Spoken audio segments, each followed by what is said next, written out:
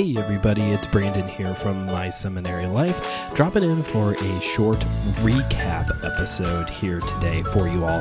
I know there's a really good chance right now that you're finishing up Christmas shopping or getting some cooking done, washing a ton of dishes, or maybe you're on your way to go see family and friends and you only have so much time for podcasts right now because you have 1,000 more Christmas songs to listen to before the season is over.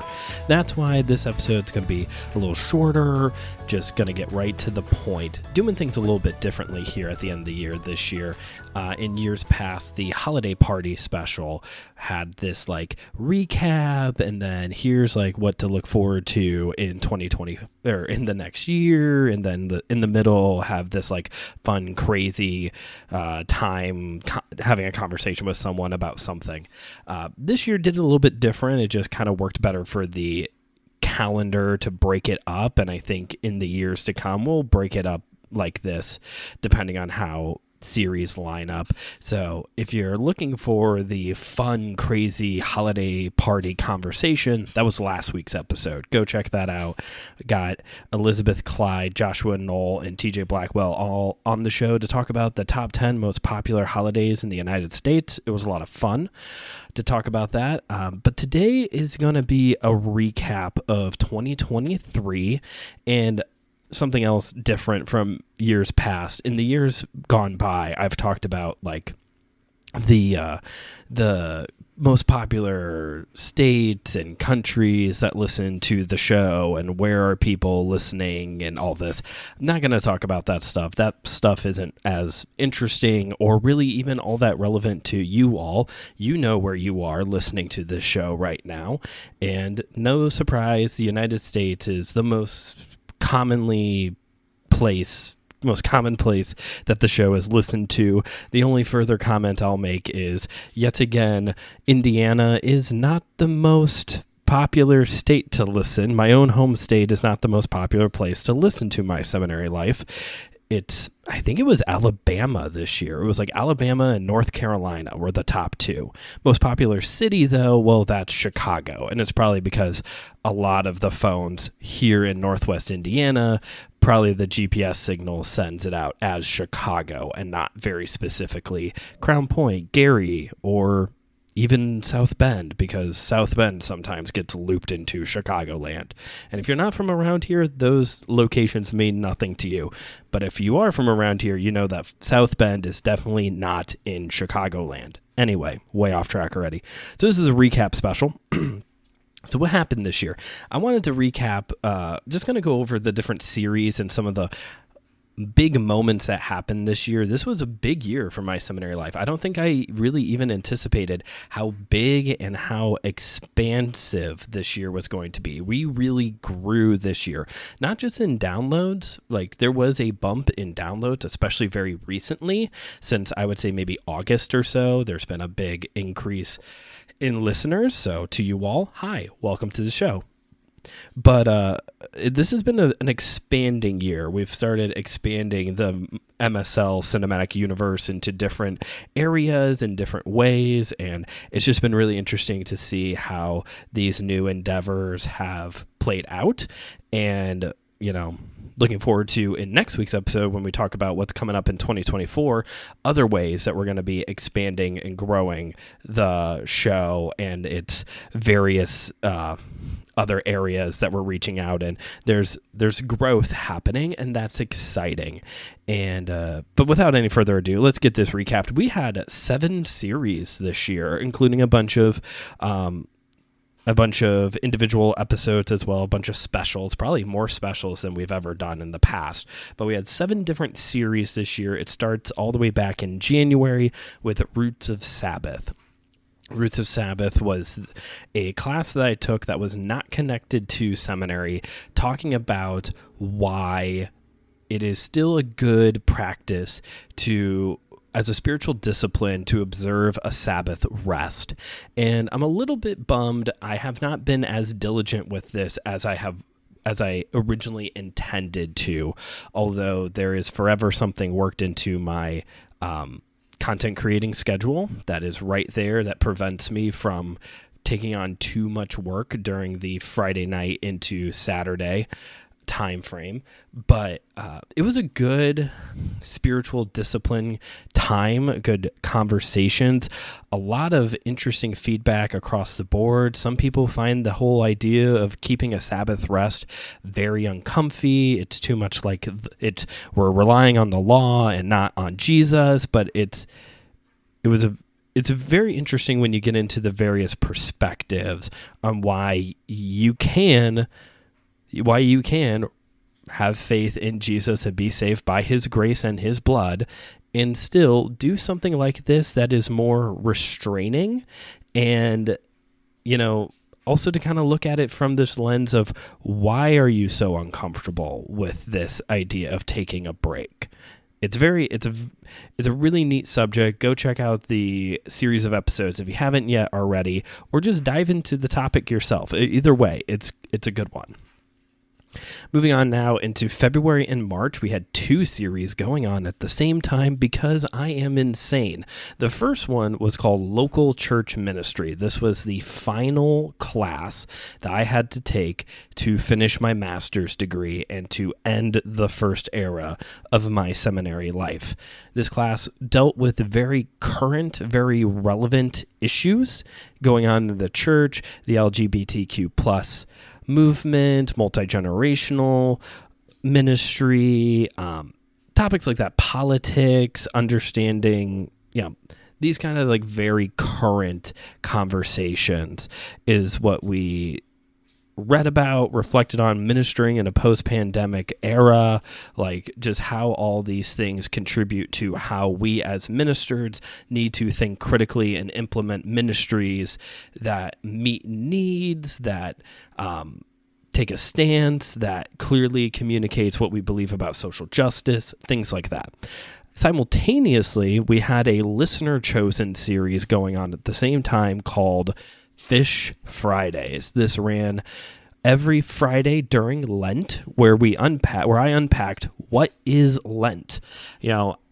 We have a vast variety of people who listen to the show, but from what I can tell, a lot of listeners don't come from the more high liturgical context that follows the church calendar. So this idea of Lent is a little bit more foreign to some people. It's kind of thought of as like this Catholic thing that they do, even though it's actually a lot of different groups of Christians observe Lent. And again, it kind of gets into this like almost gray area, you could say, similar to Roots of Sabbath, of like it puts the discipline in spiritual discipline. Maybe that's the way to put it. And for that reason, some people really dislike this idea of having a very intentional time of fasting, of saying no to something. It's for freedom that we are set free, and this gave me a chance to really unpack like what real biblical fasting is supposed to look like and the posture that we are supposed to be taking. Got to do an episode on St. Patrick, which was just, really for fun. I got to do an episode for all 3 of my like favorite, not really all that popular holidays this year. Got a St. Patrick's Day episode in, got a Halloween episode in, and got a Hanukkah episode in. I did it, y'all. I could basically end the show now. I've done everything I wanted. Anyway, no, we actually have a lot more still to do here at MSL. Trust me, we got stuff coming for years to come now. Anyway, so this idea of fasting and just kind of having a place where here's the information for all the rest of us who didn't grow up in these contexts where this 40-day period of fasting is a normal part of how we worship God. This is the space for where that information is now at, and people can access it. And coming up here in a few months, when we get back around to the Lenten season, I'll reshare that playlist so that way people can find it and dive back into it and come out feeling refreshed and spiritually stronger once Easter passes. Going into April was the start of the new era here at My Seminary Life, what I'm calling the independent study era. This is from now until several years from now, where I will be choosing topics and subjects that either I probably should have taken a class on in seminary, or it's normal to take a class on in seminary, while also making space for just some fun deep dives that I just want to do. And we kicked things off with the first class that came to mind that I absolutely probably should have taken a class on in seminary, and yet it was not required: Apologetics 101. And go figure, immediately there was people coming in who have never listened to the show. It was almost immediate that there was a new group of people who started tuning into the show. I think I mentioned it in the series, but if not, I'll say it now. The topic of apologetics seems to be the one subject that every Christian can mostly agree is important. Now, I actually have met someone who proves that statement, who would beg to differ with that statement. And maybe when we come back around to the topic of apologetics again, I'll have him on to explain himself. But overall, it seems like apologetics is that one thing that most Christians agree is very important and we need to devote time to. So this was a very introductory, just getting our feet wet on what is apologetics and what are some of the, major religions that are out there and what do they believe, and talking about cults, because turns out y'all are like me and really like the cult themed episodes. Had a little bit of a cult chat. What does it look like what is a cult? What does it mean? What's the difference between being a cult and being cult-ish? So that's how we kicked off this new era of the show that we're in now. But the changes didn't stop there, because not only did I have my graduation ceremony in May, but there was a lot of big changes that came to the show, big events for the show. First off was our move to the Anazao Ministries podcast network. We went from an independent solo show to a network affiliate, which is pretty cool. And the network has continued to grow since that point, which is exciting for all of us here at AMP. Along with that, I was a part of the Every Tribe, Denomination, and Tongues Convention down in Chapel Hill, North Carolina. That happened in May, right after my graduation. And that was my first, conference. Got to host a panel, got to meet all these people that I've only ever interacted with digitally before. And it was a good time of fellowship and spiritual growth. And, I'm hoping that is, I've shared with some of my podcast buddies before, but that is like the thing that I want to do more. I want to teach. I want to lecture. I want to speak at conferences. So as the show continues to grow, I hope those invites start coming in. And I guess if you're listening to this and you're in charge of a conference or some type of a venue space where you have podcasts come in and do live shows, or you're a youth pastor looking for a special thing to do with your youth group sometime, you can always reach out to the show, email seminarylife@gmail.com, and we'll talk and see if we can make it happen. Also, during the month of May, April and May were a very popular time here on the show. A lot going on. I remember saying how happy I was when the first half of the year was over and we finally got to the summer, because everything really slowed down. Doing 2 series at a time, graduating, just a lot going on. But the last big thing that happened in the month of May was the debut of our brand new seasonal special, School's Out, where this is just going to be a purely for fun, not really trying to get overly spiritual episode that's going to take place right around the start of summer vacation every year. This year featured my brother Bradley, where we talked about one of our favorite movies growing up that usually kicked off summer vacation for us, Recess, School's Out. Then we got to the summer, and finally, everything started slowing down with what is to date probably one of the most popular series we've ever done here on MSL, The Summer of Bonhoeffer, where we were walking through some of the shorter writings and teachings of that German Lutheran theologian and pastor, seminary professor, and spy, Dietrich Bonhoeffer. It was a great time. I loved doing the research. I loved talking to so many of you out there about the impact of his work still today, dealing with very relevant topics. And I want to say that there's more in the works with Bonhoeffer, and just hold on to your seat. Things are moving a little bit slower than I was hoping, but there is more in store when it comes to Bonhoeffer in the future. Just hold on a little bit longer. What else we got? Over the summer, a few other big things happened as well. We launched our YouTube channel, so now you can check out exclusive video content, the interviews, a lot of the interviews I've been recording, so you can check those out there as well. And any future live streams will be taking place over on YouTube as well. I think we've had one since the launch of the channel over there. And if you haven't yet already, please head on over there and subscribe, so that way we can continue to grow the page over there. Also, we had the launch of our Buy Me a Coffee page, buymeacoffee.com/MSLpod. This is a place where you can financially support the show, and a lot of you have jumped into that, and I appreciate that. You can make a one-time donation. You can head on over to the wish list area where you can donate towards helping me raise funds to get a new laptop, or you can support the show monthly by joining one of our support tiers, either $5 a month or $9 a month.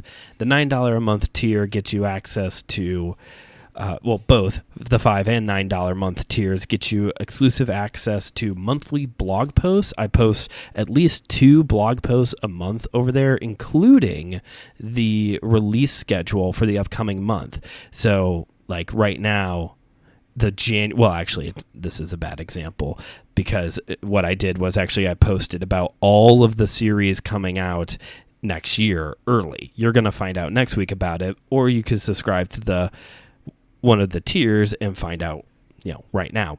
Also, everybody who supports the show at $9 a month gets a shout out here on the show. So thank you, Lori, for supporting the show. Always appreciate your support. We get now into very recent times in September with the Ancient Greece series, which was in part a way for me to finish a free online course I started years ago and finally went back and finished, and I feel accomplished, and it's great. But also had a lot of fun on that during that series, doing some movie reviews, and this was a prototype, a beta test for future series. We're going to do some other series like this, taking a historical look at certain eras to try and learn from it. And this idea of using some books and some movies as a way to to be the vehicle to have these conversations will definitely come back in the future. So stay tuned for more of that. Of course, in October, we had the debut of our other new seasonal special of Monsters in Luther, where Joshua Knoll and I talked about Satanism and also what Martin Luther has to say and teach about Satan, because it's very interesting what Martin Luther thinks about Satan. That was the other big one. And then finally, starting in November and wrapping up earlier this month, was our dialogue series, where in each episode I sat down with a different guest to dialogue about a different theological topic through common questions that people have about those topics. And I talked about it, especially in the last episode where Claire and I dialogued about the gospel, that one of the reasons why I wanted to do this series is because, as good as it is to read good books, take good classes, listen to good preaching, in the end, one of the primary ways that is described in the New Testament that we learn and grow is by fellowshipping with one another and to dialogue, to talk about devote ourselves to the teachings of the apostles and the teachings of the Old Testament, and that comes with conversations and dialogues, and working out how these things affect our life, what Scripture has to say about them, and asking questions. And that is something that I really missed during my time in seminary, the fellowship aspect of seminary, especially online seminary, which was my experience, is pretty lacking. The fellowship part is pretty lacking. And so that is something I'm looking forward to doing very frequently. I don't want to promise anything, but I think for the foreseeable future, there will always be a dialogue series at some point during the year. I think I usually have it more towards the end of the year because it's also kind of a helpful way to get through the holidays as well, to do like pre-recording a bunch of episodes, and then I don't have to worry about it during like Thanksgiving or anything like that. And speaking of what is to come, do not miss next week's episode. Like I said, if you join the support tiers over at My Seminary, over at buymeacoffee.com/MSLpod right now, you'll already find out ahead of time what's coming up. But next week, I'm going to talk about all of the series that are coming out in 2024, all of the series, a couple new specials that are in the works. Obviously, there's a level of card subject to change when it comes to all of this. You know, I change plans, not frequently, but sometimes stuff comes up and we have to move some things around. And so the next week, to the best of our abilities, we're going to look at it and say, here it is. Here's what's coming out. I've already announced what's coming out in January with the Lead Them to Worship series. But yeah, we'll be going through all of it next week and talking about why, answering the question, why doing this. And I think you're going to like it because now that I'm out of seminary and I have the control, not only do I get to pick this series, but I also get to listen to you all and say, they seem really interested in these things. Let's do it again. Let's run it back. And we're running it back a lot next year. You'll find out. But I think that's it for today. Oh, no, wait, one more thing. So going over the top 5 most downloaded episodes of 2023, as it has already been announced, Christian Ashley wins the award for most popular guest because all 4 of his appearances this year made it into the top 5. First, coming in at number 5 with dialoguing with Christian about the Old Testament from the Dialogue series. Then from the Ancient Greece series, we have review of Clash of the Titans 1981 and review of 300. Then at number 2, as it was just announced this week, or yesterday rather, Diverse Theology, Frequently Assumed Things About Other Denominations. This was the panel that I hosted back at the Every Tribe, Denomination, and Tongue Convention. And I guess I should have booked him for one more episode to see if he would have made it onto all 5 slots. I'm going to say this. It would have had to be a pretty popular episode, though, because this year's number 1 episode is the most downloaded episode of all time. It has blown all the previously downloaded episodes out of the water. It was super popular, and it came out within the last 4 months. There's your tease. You'll get to find out more next week about it. Actually, they all came out within the past 4 months. A little bit of recency bias, I will admit. Although I will say, again, the measure of success with Summer of Bonhoeffer came more from all of the conversations that were happening during that series off air. And also, for as slightly controversial as it was, Roots of Sabbath was also a very popular series this year as well. But y'all like Christian Ashley, and if you do, I hope you're also listening to his show, Let Nothing Move You, because it's also here on the Anazao Ministries podcast network. And did you know he's also one of the priests of the geeks over at Systematic Geekology, which is also here on AMP, plugging everything. Anyway, that is now it for today's episode. So, hey, thanks for hanging in there with me for the past 20-ish minutes.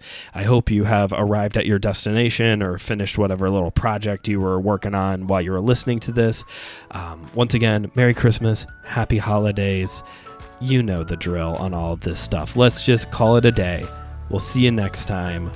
Like, subscribe, rate the show, send it to a friend. You know all the stuff. This is Brandon signing off, reminding you as always that theology is for everyone, so keep on studying.